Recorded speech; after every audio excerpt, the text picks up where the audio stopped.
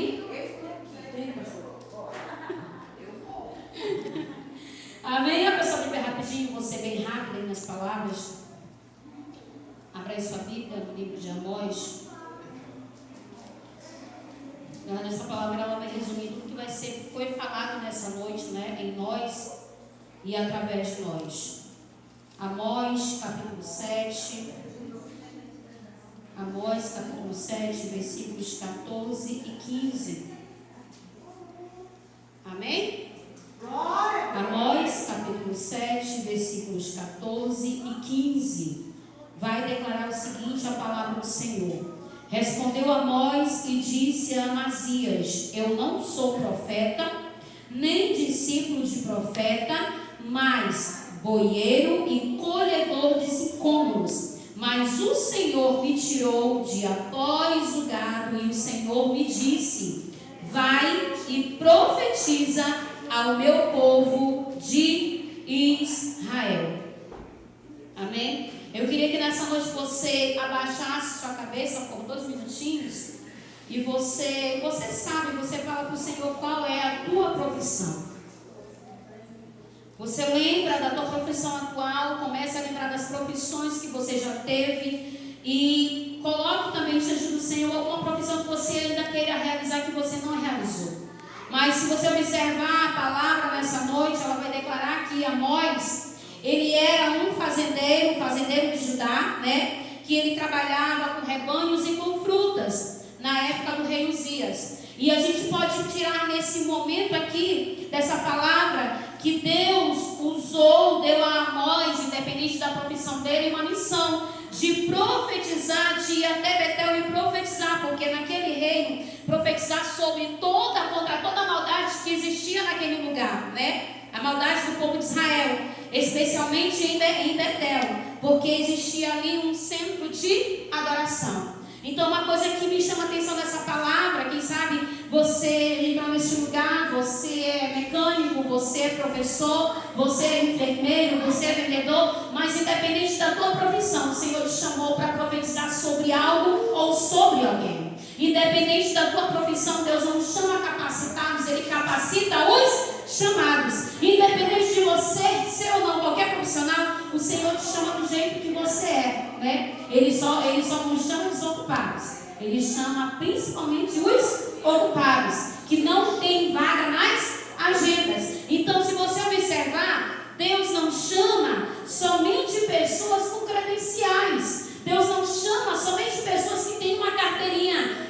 de obreiro, de pastor, de apoio, de missionário, evangelista, não. Ele chama toda e qualquer pessoa. Enfim, pessoas que são trabalhadoras, independente da sua profissão, mas que amam ao Senhor. Porque não adianta eu amar a minha profissão e não amar ao Senhor. Uma pessoa que é vendedora, quando ela ama a sua profissão, ela usa aquele benefício para amar ao Senhor e evangelizar no seu campo de trabalho. Uma pessoa que o irmão Luiz, que trabalha com relação à migração, não basta ele gostar da profissão, mas ele aproveita essa oportunidade para evangelizar. Então, independente da minha profissão, independente daquilo que eu faço, o Senhor me chama, o Senhor te chama, porque ele sabe que você ama a Ele. É por isso que, de uma certa forma, eu sei que nós sentimos medo quando chega esse ponto de oportunidades, mas o Senhor te aproveita nesse momento para mostrar que Ele tem um chamado na tua vida. E todo chamado ele começa assim, nas pequeninas coisas, nas mínimas palavras. Eu sempre lembro do meu testemunho quando me chamaram para dar uma palavrinha, uma leitura inicial, uma oração inicial, e eu me lembro que na primeira vez que me chamaram eu fiquei igual uma vaca verde, toda bamba, e quando eu cheguei no final que eu disse amém, eu estava toda enrolada com o fio do microfone. Cada um tem a sua experiência, mas o nosso chamado ele começa assim, muitas das vezes meio inseguro, mesmo com medo. Como é que eu vou fazer? O que eu vou falar? O que vão pensar de mim? Não se preocupe, porque o Deus que me chamou para uma primeira oportunidade, para uma segunda oportunidade, para uma terceira oportunidade, e você não diz não, Ele está te capacitando para algo maior. Às vezes é só uma leitura da palavra, às vezes é só uma oração, mas nessas oportunidades, aproveite cada uma delas. Quem me Quem diria que hoje eu estaria ministrando e louvando? Quem diria que hoje você estaria aqui tendo a sua oportunidade? Eu me lembro que o Luiz, né, o namorado da Manu, ele veio a primeira vez, eu acho que não chegou a 15 palavras. Mas hoje ele já conseguiu chegar a quase 30, 35 palavras. Então é Deus capacitando, é Deus mudando do teu jeito, da tua forma, da maneira dele. E aos poucos ele vai trazendo essa maturidade para cada um de nós. O Gabriel hoje, acho que ele ficou assim meio que, sei lá, na oportunidade passada ele quase pregou aqui no culto. Hoje foi, ele não pode usar essa frase que eu uso, palavra curta e quente para levar o coração do crente. Só eu posso usar ela, viu? Está proibido copiar. Mas é assim que Deus trabalha. Então, independente do que você faça, Deus também te ama. Deus te ama porque Ele vê o amor dele na tua vida. Então, após Deus chamar a nós, independente da profissão dele, Ele lançou o desafio. Olha, vai e desfaz, profetiza sobre aquele lugar. Você está iniciando mais um dia, Deus vai te dar um comando, independente do que seja. Ouça e obedeça. E aí, o que ele faz? Buscai ao Senhor e vivereis. Está lá em Amós 5:6. A única esperança para os que vivem num sistema corrompido, né? Corrompido, muitas das vezes até mesmo na tua profissão ou na minha. Por exemplo, a escola que eu trabalho, ela vai, então você não pode, ali você não pode ter nenhum cunho religioso, porque isso não é de contra aquela área. Mas pode pregar de tudo, mas não pode falar de pai, não pode falar de filho, não pode fazer oração, porque é escola lá, eu não aceito. Mas na minha sala quem manda sou eu, a professora sou eu, quem aguenta os meninos sou eu, então quem vai pregar vai ser eu. Da sala para fora não pode, mas na minha sala pode.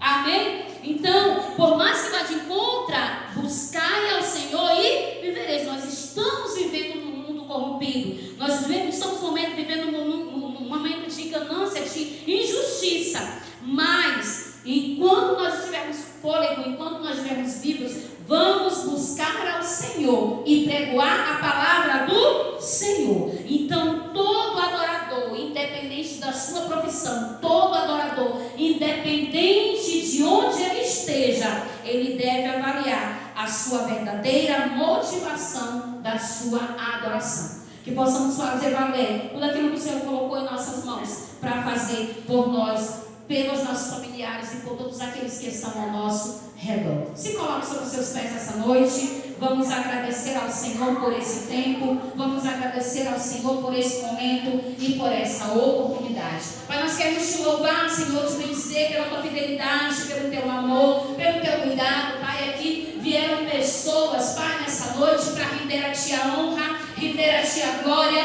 render a ti o louvor e toda adoração. Chegaram aqui pessoas, Pai, com N profissões diferentes, mas com um objetivo: amar ao Senhor acima de todas as coisas. Cada um com a sua profissão diferente, mas mostrando que ama a ti, pregando a tua palavra no seu trabalho, pregando a tua palavra na faculdade, pregando a tua palavra, Senhor, na rua,